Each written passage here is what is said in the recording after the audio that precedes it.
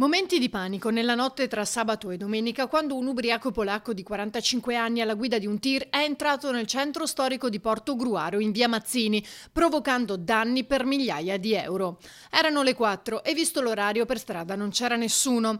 La via in cui si è insinuato il camionista viene definita la stretta, proprio per la conformità. Sembra una calle che unisce via Martiri a via Garibaldi nel cuore della città e tra i palazzi storici. Il 45enne ha ignorato ogni tipo di divieto, riuscendo a percorrere anche via Garibaldi e via Seminario, sfiorando le auto in sosta.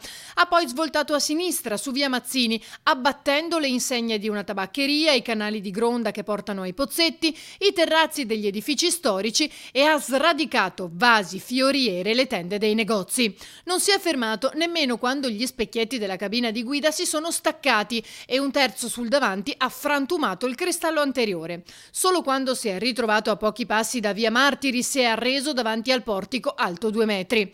A lanciare l'allarme sono stati i residenti terrorizzati da ciò che vedevano. L'arrivo dei carabinieri ha messo fine a questa distruzione. L'uomo è stato portato in caserma e sottoposto all'alcol test, risultato ovviamente alterato. È stato denunciato per guida in stato d'ebbrezza con infrazioni a seguito.